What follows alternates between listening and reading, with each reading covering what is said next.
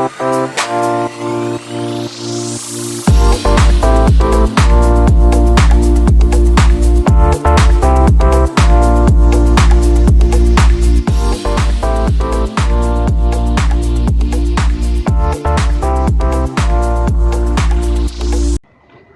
everyone, welcome back to my channel. If you're new here, my name is Eileen, and in this video, surprise I am going to be talking about costume jewelry. That's right, you heard me right. Your wish is my command. Some of my subscribers have asked me if I do have costume jewelry in my collection. Obviously I do have. I collected them as a teenager, and I am so stumped that I actually gave away a whole lot of my costume jewelry when I was always decluttering and getting rid of stuff. So I really regret that, and I think that's why one of the things that I love about YouTube is that you get to learn a lot about costume jewelry, about jewelry from other vloggers. And now those people who make a living collecting and selling costume jewelry or vintage jewelry are so business savvy that they even coined the term future vintage. So they are investing in current day costume jewelry that will be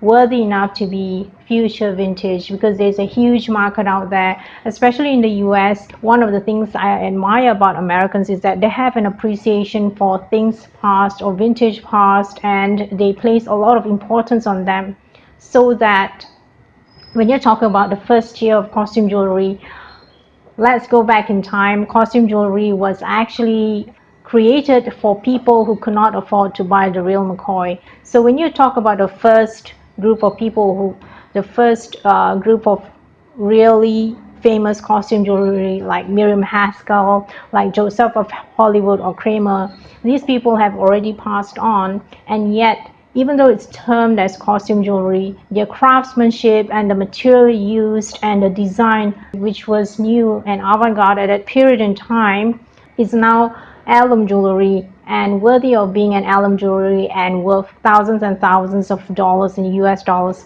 So that's why I am educating myself every single day. Even though I've had a lot of occasions to collect costume jewelry, you have to be able to make sure that the pieces that you're talking about is worthy of collecting, as in their craftsmanship and the material use, that it's very substantial and heavy. You can actually train your eye to have a look at quality items. So exactly like the necklace that I have on, I was actually immediately drawn to it because it reminds me so much of Miriam Haskell's jewelry and how she always designed it. It's very 3D. Even if you look at it from the side view, you can see there's different tiers of it, and a lot of the crystals used are either French crystals or Austrian crystals, and it's pronged in. You can see that there's a lot of work and craftsmanship and detail into it, and you can see it's substantially heavy. It's 3D in dimension, and if you can have an attribution towards it, meaning to say it's signed, that's even the real, you've hit the jackpot. But in this case, obviously I love the design of it, so I'm wearing it with my shell pink outfit and ensemble. This is a top and a skirt. It's supposed to resemble a tulip. So this is one piece of outfit that I have pieced together for this piece of jewelry. I think a lot of my subscribers like my channel because I not only showcase the jewelry, but I also give them hints on how you can style them, because a lot of people, they do have jewelry or costume jewelry, but they don't really know how to style them. So in this case, I have purposefully chosen a very plain, simple block color, a soft shade of pink, because there are some pink crystals in this necklace as well, so that it can and bring out the pink in the necklace. And because the necklace itself is already so stupendous in design, I just wanted to showcase it against a very simple background. I am wearing my black pearl stud earrings because it's got some sort of like a gunmetal kind of a finishing to it, and for this you can match it together with my gunmetal YSL gunmetal was famous a couple of years ago, so I got this one instead of the black one. There was a silver one as well, but I think this one looks really, really luxe, and it's got tassels on it. And I've purposefully included handbags in this video because a few of my subscribers or viewers were saying that I always forget to showcase my handbag. So this is one way that you can wear the handbag together to match with the necklace. So for this first costume jewelry that I have on, it's really an interesting type of a necklace because it's made in the fashion of a chainmail, and I have purposefully worn this dress with a v-neck which is sort of like in a dark gray color, so to complement the gunmetal color of the chainmail. There was one point a few years back where gunmetal was very popular, so in order to complement this chainmail, I am also wearing this ring.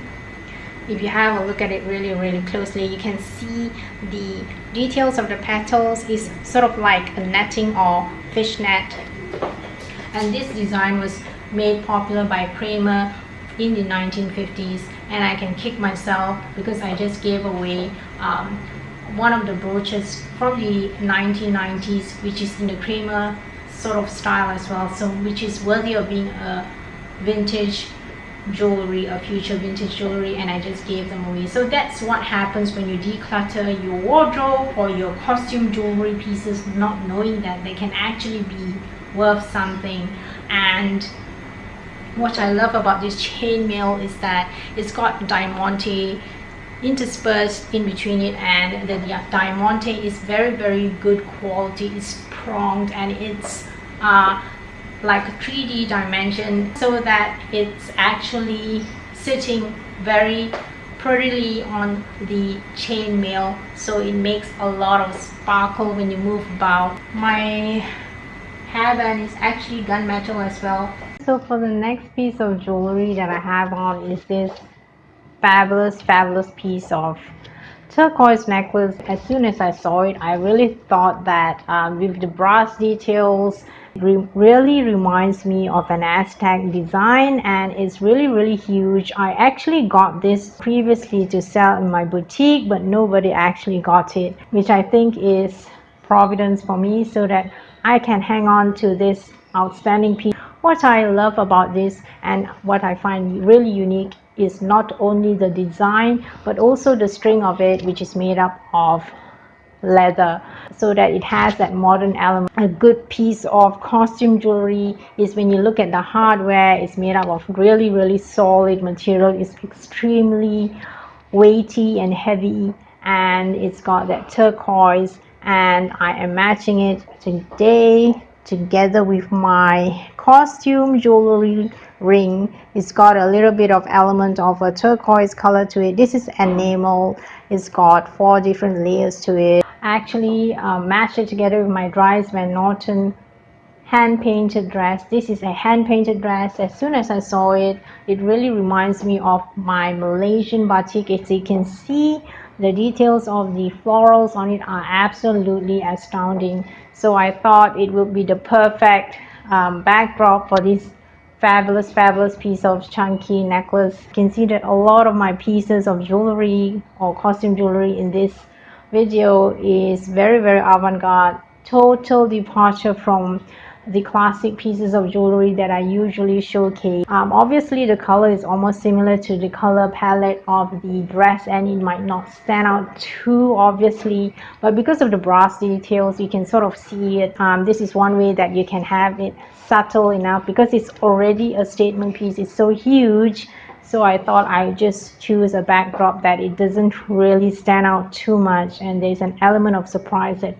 when you have a look at it more closely. So for this outfit, because it's got that sky blue turquoise necklace as well as the print of it, I decided instead of a black bag, I'm just going to be showcasing this leather bag. It's so beautiful in its simplicity, and the strap is interchangeable. The color of it against this dress is really nice. So it's got that casual look to complement the necklace. The dress and the necklace is already really statement enough, so I thought I would just opt for a very simple design and simple bag to complement the whole outfit. And then it brings out the colors of the blues in the turquoise necklace, as well as the blues on the print of this silk dress. So this last one that I have on, I have got this python print. I have taken this dress out because I want to feature this beautiful piece of cameo necklace. It's in the form of a necklace instead of a brooch, and what I love about this is that it's very unique. I seldom see a cameo which is black and white. It's usually brown and white. This is a very classic design, so I have decided to wear it with this really avant-garde kind of a print, and then I'm wearing it with my rhinestone encrusted belt, which I featured many times, including the Andrew Gunn video. If you missed the Andrew Gunn video, I'm going to be linking it up above because I think it's really one of the best collections of the season.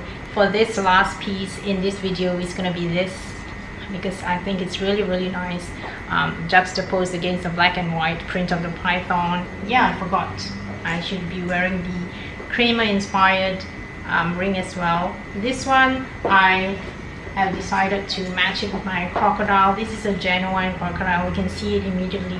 You can see the details of it. Absolutely fabulous. Clicks when it closes and opens. Quintessential 1950s design. Honestly, if I can go back in time, I would prefer to live in the 1950s because I think their fashion is absolutely fabulous. Hopefully in future I'll be able to acquire some genuine 1950s vintage. I'm also trying so very hard to try and collect back whatever kind of gowns that I've seen my mom wear. The beads are long strand with a double strand at the bottom, but obviously the star of the show is the cameo. So thank you so much for coming along with me to explore the fabulous world of costume jewelry, which is a first for me because, as you know, if you've been following my channel, I've always been promoting genuine, the real McCoy like pearls and jade and the like, because that's my first love. But I also have got quite a big collection of costume jewelry, and I hope to be able to showcase them.